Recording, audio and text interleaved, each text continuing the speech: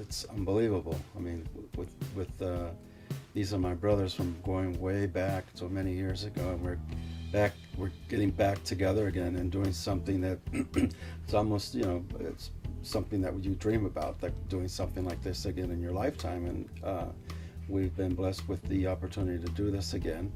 And it's something that just came up, frankly, just a few months ago. The idea started to float around amongst us, and then we decided to go for it. And the songs just came at us one after another, and they're some of the best material that we've ever written. It's a really singularly amazing opportunity. Personally, I had really wanted something like this to happen for a long time, because everyone in the group is very, very talented, still very talented, and I didn't think it was possible, but we're doing it, and it's been a phenomenal experience. Much more phenomenal, much more interesting, much more creative than I actually anticipated.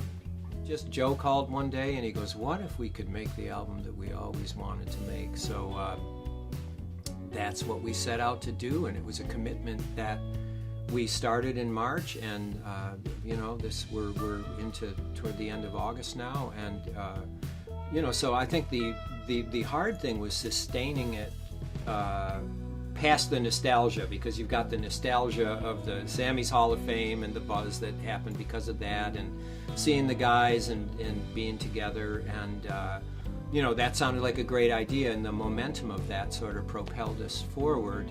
But then as the months go by, and as we started to accrue more and more material,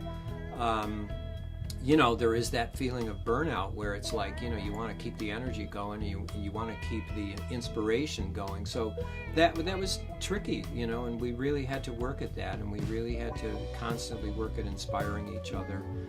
But I've got to say that I think we're doing it, and this is just something that I don't think any of us ever foresaw happening. So it's really great.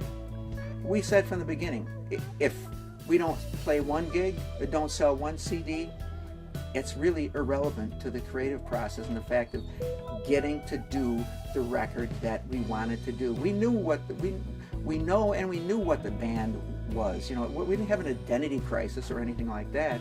We just were unable, because of the powers that be of the situation, to really exert any kind of control over it. We were constantly being pushed in one direction, told what to do, what would sell, what didn't sell, what somebody liked. And the fact of the matter is, you have to just do what you feel is right and what you like, and if you do it convincingly enough, that other people